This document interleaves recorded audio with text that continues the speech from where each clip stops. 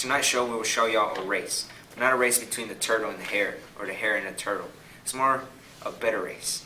A race between Russia and the US. The space race.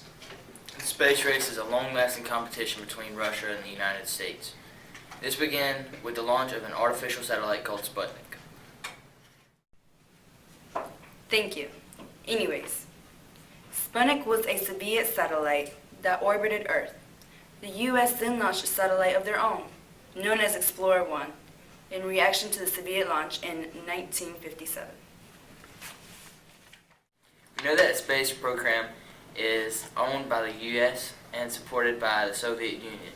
But what exactly does NASA stand for, and what does it mean? We will head to Candace for more information.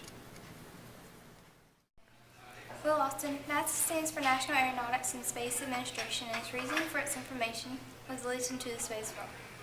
In addition, NASA created the Apollo program, and we will go to Jennifer for further details.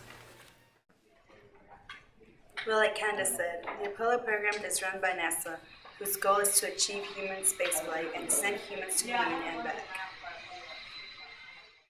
Thank you, Candace. Thank you, Jennifer. Now we're going to go more into detail with the people who made history, space history. I'm proud to pronounce Yuri Gagarin, John Glenn, and Neil Armstrong. Well, Yuri Gagarin was the first human to enter outer space in April 12, 1961. Of course, John Glenn was the astronaut who was first to orbit the Earth in 1962. So that now leaves Neil Armstrong. And he is the most important. Neil Armstrong was the first man to set foot on the moon in 1969. Also, he was the first person to land two spacecrafts in space. Thank you, Candace. Have you heard what has been currently going on with the U.S. space program and the Apollo missions, Antonio? I heard the space program was being shut down. Why? And the reason why we haven't been visiting the moon is because we already know what's up there. And it costs billions of dollars. So it's basically a big waste of money. Okay. So now that we have discovered the moon, what planet will we set foot on next? We will go to Jennifer on that. Well, Mars is the closest planet to Earth. So in case of landing on another planet, it would be Mars. Most countries invest lots of money into space discovery. Therefore, many countries don't use money for space exploration. If they do, they invest in sending or creating robots.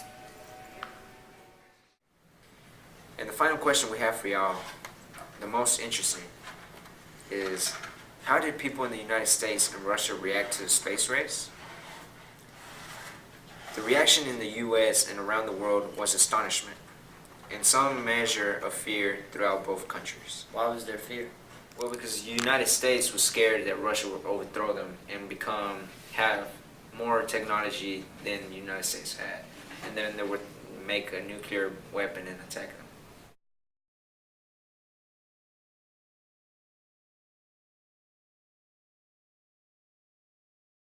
Use this like... Hello, in tonight's show we'll show y'all a race, but not a race between the turtle and the hare, or the hare and the turtle. It's more like a better race, the space race. Well, who's it between? That's it, right? Okay, cut. I'm proud to announce Yuri Gagarin.